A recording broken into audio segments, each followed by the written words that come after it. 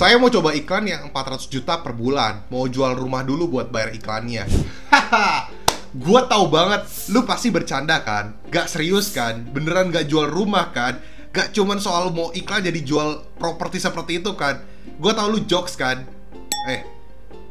Lu beneran ngejokes kan? Gak beneran kan? Kalau beneran sih, bener-bener gue samperin dan gue omelin sih. Jangan ya teman-teman ya. Jadi gue gak pernah bilang dan gue gak pernah memaksakan teman-teman semua di sini untuk iklan teman-teman. Memang iklan itu harus, tapi tidak wajib. Dan iklan itu dipastikan bisa ngebuat orderan lu semakin rame, bukan malah ngebuat lu jadi makin bobrok teman-teman. Dan gak ada yang suruh lu harus iklan 400 juta atau gak ada yang suruh lu untuk iklan gede-gedean.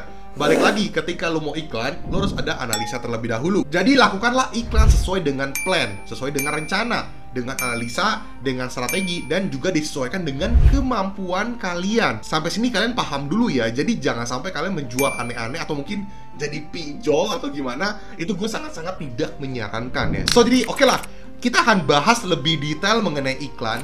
Berapa budget yang oke untuk kalian keluarkan ketika kalian jualan di online, baik toko yang baru atau yang sudah berjalan.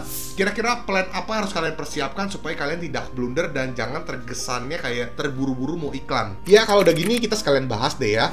Berapa sih budget atau biaya iklan yang pas untuk jualan di online untuk mendapatkan omset puluhan, ratusan, bahkan miliaran per bulan. Jadi gue akan kasih lihat kalian pada data ini. Dari tanggal 29 April sampai 5 Mei 2024, gue mengeluarkan iklan 15 juta dengan omset yang didapatkan itu Rp 300 jutaan teman-teman. Yang berarti gue mengambil kurang lebih 5% dari omset atau setara dengan 19 atau 20 kali ROAS-nya teman-teman.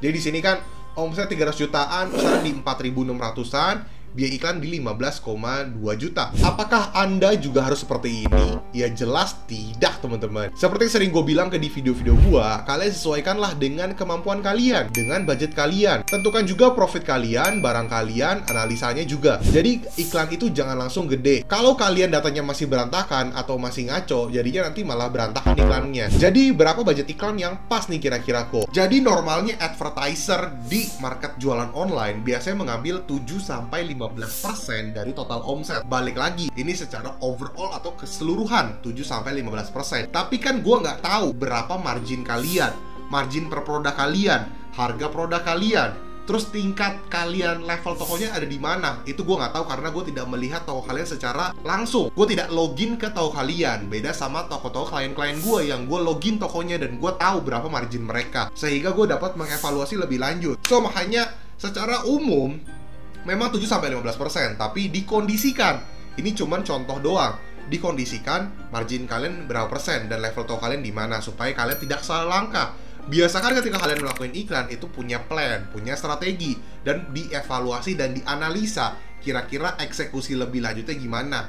Atau minimal lu bisa menentukan lah kira-kira nih diaktifkan kembali, dinonaktifkan, atau ditambahkan budgetnya atau dikurangin. Itu kalian yang atur sendiri. Tapi memang paling banyak diinfokan itu kalau bisa 10% dari omset. Cuman ada hal yang harus gue sampaikan ke teman-teman. Ketika kalian membatasi 10% dari omset, bukan berarti itu menjadi patokan utama. Karena bisa saja mendapatkan 11-12% dari omset, tapi orderan dan sales kalian itu bisa jauh lebih tinggi. Why not? Makanya kalau misalnya ngomongin iklan, itu bener-bener banyak banget sudut pandangnya. Contohnya data ini, ROAS di 6 kali atau setara 15% dari omset. Kenapa masih gue pertahankan? Ya karena untuk saat ini produknya memang cocoknya di angka tersebut, baik secara kata kunci dan bitnya. Kalau gue turunin atau gue naikin lagi, responnya malah kurang maksimal. Tapi mari kita lihat data fullnya di luar iklan. Di sini mendapatkan pesanan siap dikirim di 117, omset di 6 jutaan, dan tingkat konversi di 1,90%. Yang dimana tadi biaya iklannya 500 ribuan, tapi secara data keseluruhan mendapatkan omset di 6 jutaan. Jadi sebenarnya masih oke kan? Nah, tadi kan gue sempat notice ke teman-teman ya bahwa untuk toko tadi, salah satu produk lebih tepatnya itu adalah data iklan satu produk.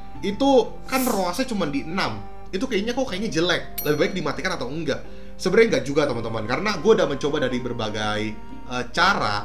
Ketika gue tambahin kata kunci atau mungkin gue otak-atik lagi bitnya atau modalnya, itu memang respon terbaik saat ini untuk produk tersebut ya seperti itu.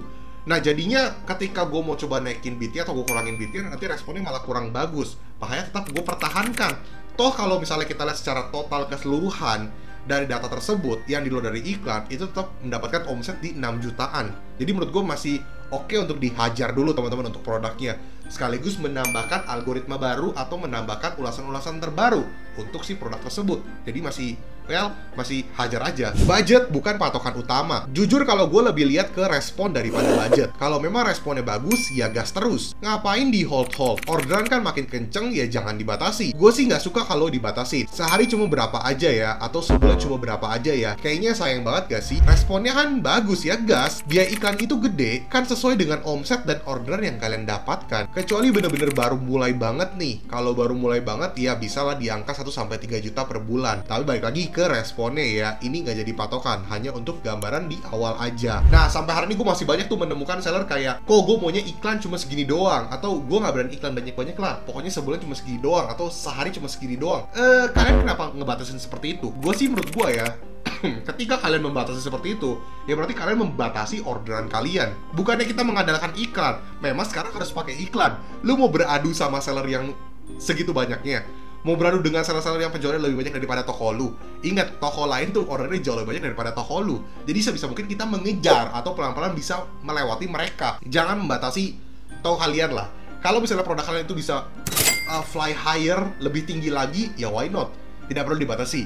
Tapi baik lagi, responnya harus sesuai dengan ya hasilnya. Ketika kalian pasang budget segitu, responnya gimana? Apakah worth it? Apakah oke nih untuk dipertahankan? Kalau misalnya belum menguntungkan, tapi kita lihat lagi, masih bisa peluang nggak nih untuk jadi lebih baik? Itu kan harus dianalisa lebih lanjut. Makanya tidak semua seller itu punya waktu dan mau untuk ngotak-atik seperti ini, karena cukup pusing. Tapi kenapa gue suka? Karena memang gue udah demen aja teman-teman ya. Menurut gue ketika otak-atik tuh punya daya tarik sendiri buat gue sendiri ya. Dari bisnis digital ini, gue dari bagian sosial media, digital content, digital marketing, terus bagian ke e-commerce dan sebagainya. Itu kurang lebih kan udah hampir 10 tahun teman-teman. Ini waktu yang cukup lama. Jadi gue udah bener-bener terbiasa banget dan selalu menemukan hal-hal baru. Bahkan sampai hari ini gue merasa bahwa gue masih haus akan ilmu. Nah, masih banyak hal-hal yang tidak gue ketahui. Cuman gue di sini hanya berbagi ke kalian berdasarkan pengalaman gue. Jadi memang gue terbiasa dan gue memang enjoy banget untuk ngotak-atik hal seperti ini. Jadi menurut gue teman-teman juga pasti bisa. Jangan takut untuk iklan, jangan takut untuk dievaluasi tokonya, dan jangan takut untuk melangkah. Tidak ada salahnya ketika kalian boncos. Gue pun pernah boncos. Bahkan sampai hari ini ada beberapa produk gue yang masih boncos. It's okay, asalkan analisanya masih tepat dan kalian tahu langkah-langkahnya mau kayak gimana. Produk yang boncos tersebut bisa jadi nggak boncos lagi. Jadi itu adalah hal yang wajar lah. Bukan berarti semua produk gue itu bener-bener nggak boncos. Pasti ada produk gue yang boncos, nggak mungkin. Itu toko gue, klien-klien gue juga sama, dan apalagi juga toko-toko kalian. Jadi kita semua sama. Cuma bedanya apa? Bedanya gue pakai analisa, gue pakai strategi, dan gue tahu langkah-langkahnya seperti apa. Well teman-teman, segitu dari gue. Semoga kalian mendapatkan insight baru, mendapatkan pengalaman baru, dan semoga kalian mendapatkan banyak informasi dari video ini. Jangan lupa untuk tinggalkan komen sebanyak-banyaknya kalau misalnya ada pertanyaan, dan jangan pelit untuk like juga teman-teman ya, karena like itu sangat berharga buat gue. Itu adalah bentuk support kalian terhadap channel ini, dan ya, gue memberikan informasi ini gratis kepada kalian. Gue cuma minta kalian untuk like aja video ini teman-teman. Oke guys, semoga terbantu dan semangat untuk kalian jualan online-nya. Mau masih di awal tahun 2024 nih ya. Dan buat teman sini yang pengen beli digital course gue bisa ke desti.store/riogandhi. Dan yang pengen nanya-nanya soal jasa konsultan, baik offline atau online meeting, bisa hubungi ke nomor di bawah ini teman-teman. Oke guys, sekali lagi gue ucapkan terima kasih. Rio Gandhi, peace out.